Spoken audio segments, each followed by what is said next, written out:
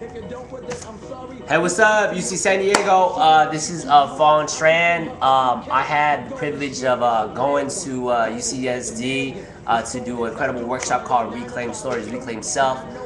Thank you to all the folks that came out, support, just took the chance to hear out what I had to say, my poetry, and taking part in my workshop. And for the folks that spoke up, shared, did a poem, thank you so much.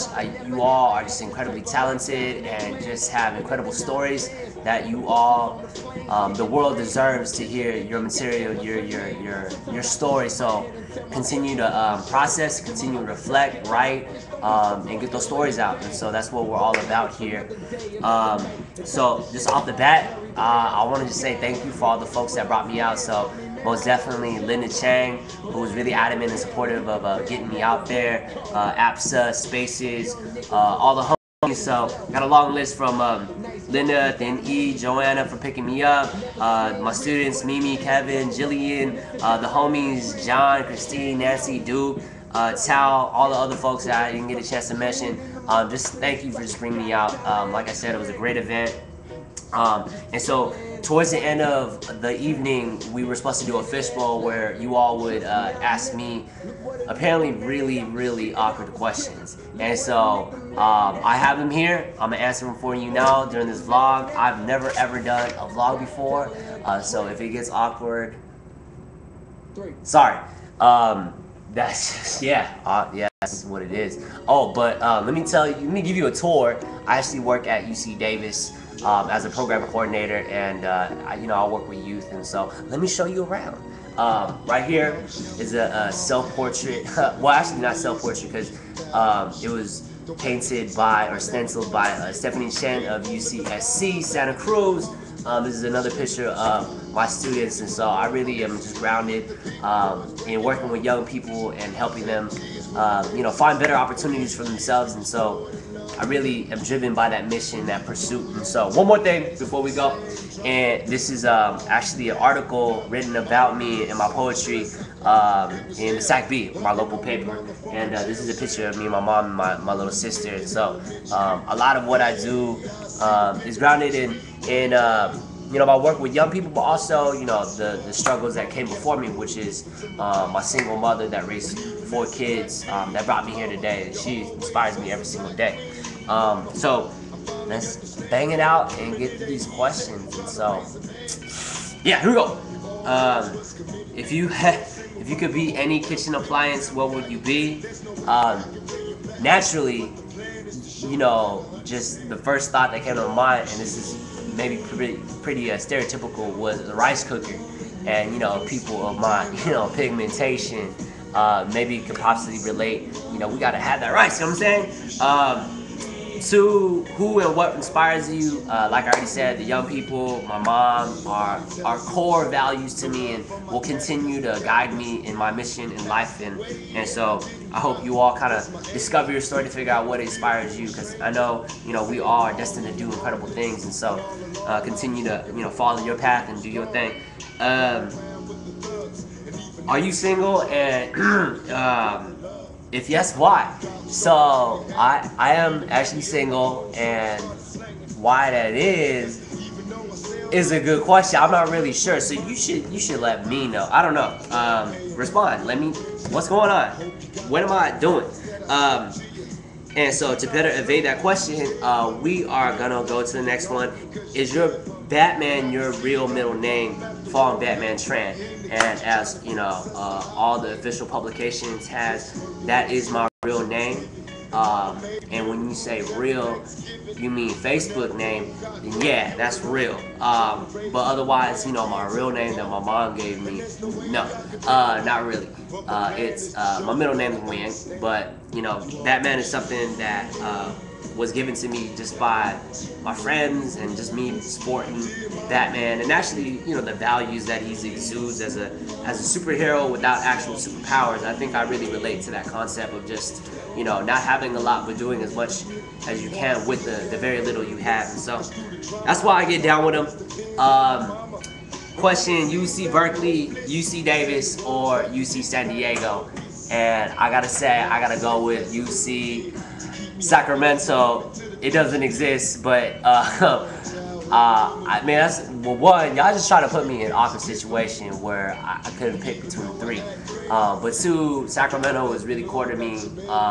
It's where I grew up. It's where I am now. It's where I build community and continue to try to change it for the better to create the social change that I really believe in. And so, Sacramento, 916. I know all the homies came out. So, much love to the Sacramento folks. Cool. Name one flaw that you have.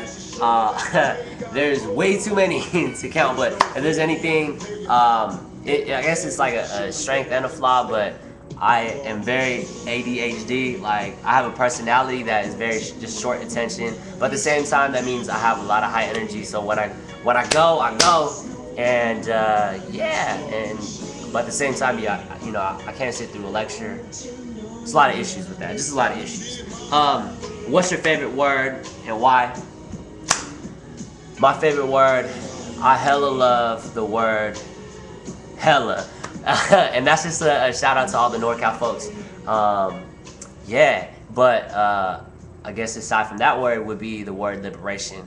I think that's one of my core values, and I use it constantly all the time just because I think we're all in a pursuit of not just the idea of freedom, but the idea of truth. We're all seeking our truth one way or another. My truth is through poetry, is through my work with young people and just living out life that way I feel like I should. So that's what it is. What made you first interested in spoken word? I think I naturally gravitated towards it because just that interest in pursuing your own truth and just how people would just go up on stage and just let go of all their inhibitions and just speak the truth.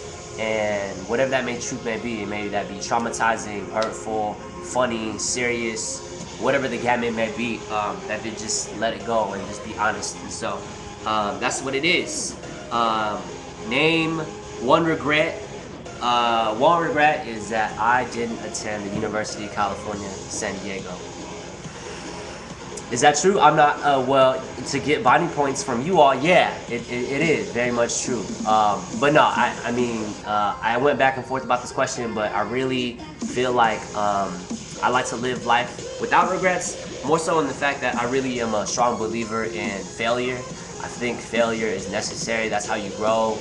Anything challenging in life has always been growing moments in my life, and so I view everything that I've gone through, good and bad, as all a process that I have to go through to be the person that I am today. So, lesson from Father Fall. Next question. Told you, awkward. I can't even find the question. Where's the question? How did you find spoken word? Where did you hear it first?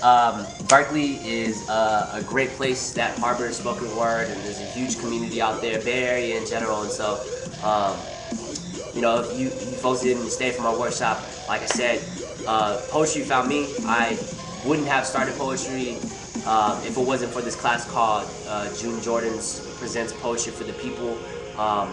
It was a class that literally forced me to write poetry, and honestly, I would not be doing it today if it didn't literally force me to do it. And so, I found liberation once I just wrote a couple poems, especially stuff that was really personal to me. And I hope that was the process that you went through during my workshop and whatnot. And so, next question is, why are you so sexmies? I don't really know what this word, but y'all can check it out for yourselves. Wait, how did we get this word? Webcam on that, no, other way. So yeah, I can't even get it. This is confusing. Like I said, I've never used a webcam. This is awkward. Fuck it. Alright, my bad, I didn't say it. So it's SMEXY. I'm not sure if y'all know how to spell out there in southern part of California, or it's a combination of smelly and sexy, both of which I very much me. Smelly, because I try to shower every day, deodorant, do the whole herbal essence, rinse, wash, and then sexy. B&E told me to do, yes, you know what it is, so that's what I'm doing. That's how I'm gonna answer that question. Otherwise, I don't know how to respond to that, because I don't believe it. But you told us that you found poetry. How did you find spoken word? I've been kind of already spoken truth to this. I really feel like poetry found me, and whatever your craft it may be, may that be poetry or it may be writing short stories, journaling. Doesn't even have to be written. Maybe it could be like the arts and music and whatever your craft, whatever is your sense of liberation. Pursue it. Use it as a tool to process who you are in your life and whatnot. And so that's what it is. Do you have a significant other? If not, describe your ideal partner. Like I said, I don't have a significant partner, but definitely the ideal partner would have to be someone that's super strong, just like my mom. Actually, one of my lines in my own poetry is, Kentucky vacations experiences for young travelers. Every time I write a love poem for a girl, it just becomes a love. It just becomes a simile metaphor about my mom, like as if no other woman can ever compare to her. My strength, my sacrifice, my love, my mama. And it's kind of weird, like comparing your significant other to my mom, but she's my love. She's my first love, and I will always continue to have her in my life. And whatever woman that comes in my life will definitely have to be like her, and she'll have to like her, and she has to like her. Awkward. Words of wisdom. And so this is the last question, thank God. And words of wisdom won't be come from me. One quote that I really follow values by, and this is a trip because Biggie just came on, but it's a quote from Tupac. And the quote is, I'm not saying that I'm going to change the world, but at least I will spark the brain that will. And that has a connection to how I live my life, how I work with young people.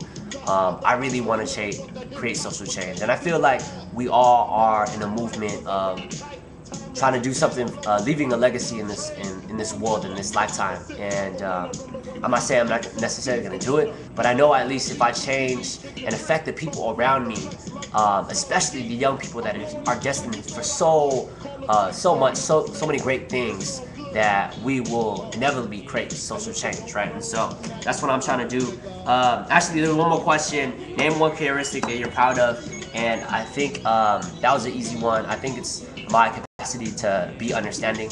I think it's a skill just growing up around women.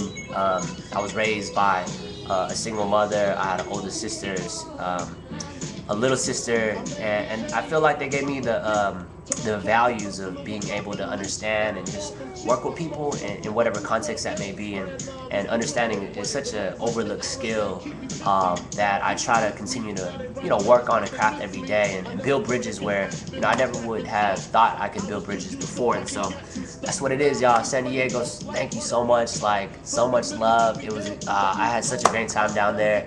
Please bug somebody to get me down there again. I would love to be down there.